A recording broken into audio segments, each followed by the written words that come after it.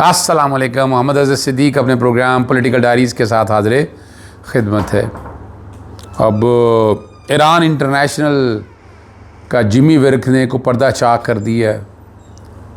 Israel अपना अगला हदफ कौन रख रहा है और कितने मसाइल पैदा हो रहे हैं। ईरान ने अपने ही मुल्क में जासूसों को पकड़ने का निज़ाम बहुत तेज़ कर दिया है और ज़्यादातर कौन लोग पकड़े गए हैं, अफ़गानियों का सुन रहा हूँ मैं। ये हफ़्ता बड़ा अहम है। इस हफ़्ते में 9 मई की ज़मानतें भी लगी हैं, 8 ज़मानतें लगी हैं जो पीर को होनी हैं, और फिर साथ साथ ही 190 मिलियन पाउंड या 171.25 मिलियन पाउंड के केस की समाअत भी इस्लामाबाद हाई कोर्ट में अल्लाह अल्लाह करके लग गई है। आप अंदाज़ा लगा लें कि कैसा जकड़ा हुआ निज़ाम है कि झूठे फ्रॉड और फ्रेब पर मबनी केसेस है और उसमें क्या हाल हो रहा है। नवाज शरीफ केसेस तो फिर मनी लॉन्ड्रिंग थी ना, नवाज शरीफ केसेस में तो मनी ट्रेल नहीं था। यहाँ कौन सा ऐसा केस है जो इमरान खान के ख़िलाफ़ है, लेकिन ये ऐसा घिनौना कारोबार है कि जिससे आप अंदाज़ा लगा सकते हैं कि ये मुल्क के तकदीरों के फ़ैसले क्या इस तरह होंगे। क्या हम इस तरह बातों को देखेंगे? यानी वो 190 मिलियन पाउंड 171.25 मिलियन पाउंड जो है वो दाने स्कूल पे लगा दिए। किस लिए लगा दिए, क्यों लगा दिए? और वैसा वो हुकूमत पाकिस्तान का तो पैसा था नहीं, वो कर दिया ना, फैसलों ने कर दिया ना। वो मनी लॉन्ड्रिंग थी ना, वो ब्लैक मनी था। मलिक रियाज का ज़ाती पैसा था, वो बाहर ले गए। अरबों रुपया है, अरबों रुपया। और आज तक ये नहीं पूछा कि हसन नवाज ने वो जो घर थे अमान हाइड पार्क, वो महंगा क्यों बेचा, वो नहीं पूछे और वो बात भी कोई नहीं करेगा। और बड़े बड़े जो एंकर हजरात हैं वो अपना चुप लग जाती है उनको इस पर बात करते हुए। और 1 रुपये की करप्शन नहीं की इमरान खान ने, 1 रुपया अपनी ज़ात के लिए फ़ायदा नहीं लिया उसने। अगर तोशाखाना से जो लिए हैं तोहफे लिए तो वो इस्तेकाक है। माजी में कितने लोगों के ख़िलाफ़ आपने तोशाखाना में काम किया, आपने कितने लोगों को जेलों में डाला आपने, आप बता दें। हम तो ये सारा कुछ देखते रहे हैं ना कि क्या कुछ होता रहा है, क्या कुछ रिकॉर्ड के ऊपर है। 9 मई क्या आ जाए फिर 9 मई में शाम क्रशी की ज़मानत होगी, उमर सरफराज चीमा की ज़मानत होगी, तो इमरान खान की ज़मानत, इमरान खान तो था ही नहीं मौके के ऊपर, ना क्रिमिनल कंस्पिरेसी ऐसी कोई मौजूद पे है।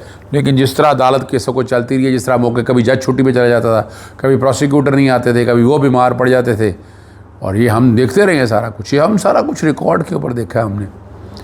और वो अब पीर वाले दिन समाअत होनी है, पीर वाले दिन मुतवक्को बेल तो बनती है, लेकिन इजाज़ के साथ मानत रखी है। और सीधा सा केस है, बड़ा सीधा सा केस है, कोई टेढ़ा केस नहीं है, सिंपल सा मैटर है। लेकिन जिस तरह उसे लटकाया हुआ है, और इमरान खान तो 9 मई को हिरासत में थे, वहाँ से इस्लामाबाद हाई कोर्ट से गिरफ़्तार कर लिया गया था, कोई वारंट नहीं था, कुछ भी नहीं था, ठीक है ना जी। और हम ये सारा कुछ देखते रहें, सारा कुछ हमारे सामने होता रहा है। चलें अगली बात की तरफ चलते हैं। जिमी विर्क ने कहा है कि एक फ़ारसी चैनल है ईरान इंटरनेशनल, जो लंदन से ऑपरेट होता है, ब्रॉडकास्ट होता है, उसका बजट BBC फ़ारसी से 3 गुना ज़्यादा है। तनख्वाहें भी इस तरह हैं, और इस चैनल पर पानी की तरह पैसा बहाया जा रहा है। ईरान के मतलब जो भी झूठी खबरें पहले मगरबी मीडिया फिर दूसरे मीडिया तक पहुंचती हैं, उसका बड़ा सोर्स यही चैनल है। पिछले कुछ माह से बड़ी फेक न्यूज़ भी इस चैनल ने पैदा की और फैलाई। इस चैनल की ईरान से नफ़रत जो है इसराइली मीडिया से 3-4 गुना ज़्यादा है, और झूठ इस चैनल में से ज़्यादा है। इस चैनल पर सागवान डिक्टेटर रज़ा शाह पहलवी का वो एक बेटा जो है हर वक्त टाई लगाकर ईरान का अगला बादशाह बनने के लिए तैयार बैठा होता है। हालांकि हकीकत ये है कि जो ईरानी शहरी हुकूमत के नाकद भी हैं, वो भी इस्तेमाल के इस घटिया टाउट से नफ़रत करते हैं। ये रिकॉर्ड पे चीज़ें हैं सारी, और ईरान में कोई उसे पसंद नहीं करता है। ईरान इसराइल और जंग के तनाजुर से हुकूमत ने पेट्रोल के हवाले से बड़ा फ़ैसला कर लिया। चीनी की दरामद पहले की, अब पेट्रोल दरामद किया जा रहा है, और पेट्रोल महंगा हो जाएगा, मसनूई किल्लत पैदा होने का भी इम्कान है। लेकिन ये स्ट्रेटेजिक इशू की बात होती है कि 20 दिन का ज़ख़ीरा रखना होता है, ये 20 दिन का ज़ख़ीरा नहीं रखते हैं। अब ये दरामद करना पड़ेगा, पेट्रोलियम डेवलपमेंट लेवी भी आपको फ़ायदा होगा इसका, लेकिन कंजम्पशन पे चारा चलना है। और 14 करोड़ लीटर पेट्रोल मंगवाने का हुक्म दिया है। ओगरा पहले खामोश बैठा रहा, ओगरा ने पहले गौर नहीं किया, 3 कंपनियों को ख़त लिखे और 20 दिन का ज़ख़ीरा जो है वो पूरा करने का कहा है उन्होंने। अब 20 दिन का ज़ख़ीरा कैसे पूरा करते हैं ये देखने की बात है। हालिया ख़त के मुताबिक हालिया इलाके सूरत हाल में तमाम आयल मार्केटिंग कंपनी ज़ख़ीरा यकीनी बनाएँ। ईरानी पुलिस ने बड़ा काम किया है जी। उन्होंने 2 अफ़गानी बशिंदे गिरफ़्तार कर लिए हैं गैर कानूनी तौर पर। इसराइल को जासूसी के इल्ज़ाम में कहा है। ईरानी आला अहदेदार की लोकेशन अपने हैंडलर्स को बेचते हुए गिरफ़्तार की है। इससे कबल IRIB के अहदेदार दौरान भी मालूमात से मालूमात शेयर की थी और मालूमात के लिए $2000 जो है उनके गैर मुल्की अकाउंट में मुंतकिल हुए। मुलजमान ने ईरानी हुकाम की जानिब से जारी वीडियो में एतराफ़ जुर्म कर लिया है, तमाम इल्ज़ामात को तस्लीम कर लिया। अब तक जासूसी के इल्ज़ाम में गिरफ़्तार 43 में से 18 का ताल्लुक़ जो है वो अफ़गानिस्तान से है। 18 का ताल्लुक़ जो है वो अफ़गानिस्तान से है। चेयरमैन FBR ने कहा है कि IMF ने पाकिस्तान के उस्ताज़ा और रिसर्चर को 25% जो इनकम टैक्स की छूट है ना वो देने की तजवीज़ मुस्तरद कर दी है। और IMF का मौक़िफ़ है कि क्लर्क हो या टीचर टैक्स पॉलिसी में हम आंगी होनी चाहिए। यह IMF चेयरमैन, सेनेट और स्पीकर कौमी असम्बली की 600% तनख्वाहें बढ़ाने पर नहीं बोले। IMF 1.5 लाख 5-5 लाख तनख्वाहें बढ़ाने पर क्या कहता है? वज़ीर-ए-आज़म के करोड़ों रुपए के खर्चे पे क्या कहता है? वज़ीरों मशीनों की गाड़ियों के बारे में क्या कहता है? नाकस पुल तामीर करने पे क्या कहता है? नाकस रोड बनवाने पर क्या कहता है? IMF 190 मिलियन पाउंड जो वहाँ खर्च कर दिया है दानिश स्कूल में, उसके बारे में क्या कहता है? वज़ीरों मशीनों को मिलने वाली मुराद के बारे में क्या कहता है? IMF को संजीदगी से लुटती आवाम को देखना चाहिए। ये तो आवाम को ज़िबा करने के चक्कर में। अब आपने देख लिया कि हुकूमत ने खुदा मालूम किसान से दुश्मनी लिए पल्ले पाली हुई है। ये मुल्क की बेहतरी के लिए मेहनत कर रहे हैं, ये मुल्क को डुबोना चाहते हैं। उनको सस्ती खाद, स्प्रे और बिजली कहाँ मुहैया कर रहे हैं? कोई सब्सिडी नहीं दी जा रही। इससे बढ़कर के गन्ना किसान को परेशान कर रहा है। हमेशा सस्ते दामों ख़रीद कर महंगी चीज़ें फ़रोख्त की जाती है। अब टैक्स के नाम पर किसानों को लूटा जाने वाला है। हुकूमत माली पंजाब ने नए माली साल के बजट में ज़रिई आमदन पर टैक्स में इजाफा कर दिया है। ज़रिई आमदन पर टैक्स का हदफ 10-10.5 अरब रुपये मुकर्रर किया है, जो गुज़श्ता साल से 200% ज़्यादा है। ये इतने ज़्यादा है। अब हुसैन हक्कानी साहब ने जो बात की है वो वैसे तो हामिद रज़ा साहब ने भी बात यहाँ पर की। और सदर ट्रम्प समझते हैं कि पाकिस्तान के असल हुक्मरान फील्ड मार्शल आसिम मुनीर हैं।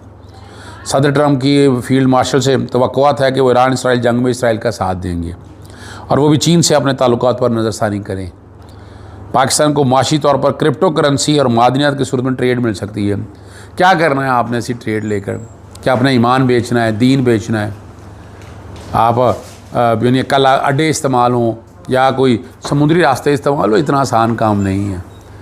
हमें याद है कि जनाब परवेज़ मुशर्रफ का दौर था और जनाब परवेज़ मुशर्रफ दोनों तरफ से, इधर से अगर एड भी लेता था उधर से तिया पांचा भी करता था।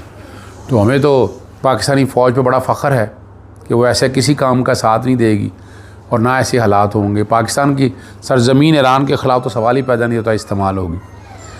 और मुसलमानों का अगर इस तरह डिवाइड एंड रूल करके ये तबाही और बर्बादी कर रही हैं तो फिर हम क़यामत की तरफ चल रहे हैं।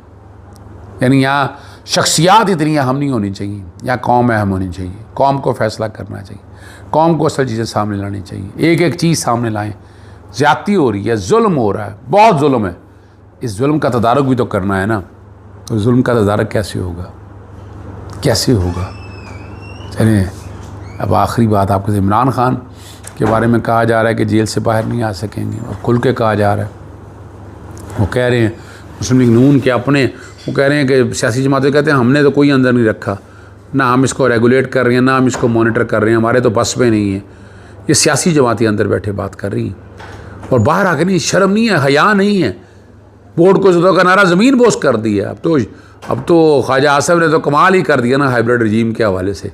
मुतीउल्लाह जान ने तो बहुत ज़बरदस्त बात कर दी कि बग़ैर निकाह के एक छत तले रहने वाला ये निज़ाम है, यानी कोई ताल्लुक़ नहीं है।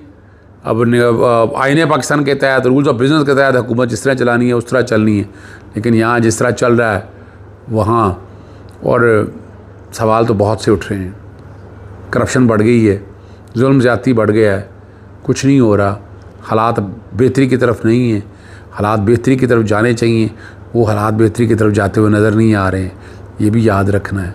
तो हमें तो आसानियाँ देखनी है ना, हमें तो बेहतरियाँ देखनी है। अगर हम बेहतरियाँ देखेंगे तो बेहतरियाँ हो सकेंगी, यही पॉसिबिलिटी है। अल्लाह ताला आसानी रखे। इजाज़त चाहता हूँ। अस्सलाम वालेकुम। अल्लाह हाफ़िज़। पाकिस्तान जिंदाबाद।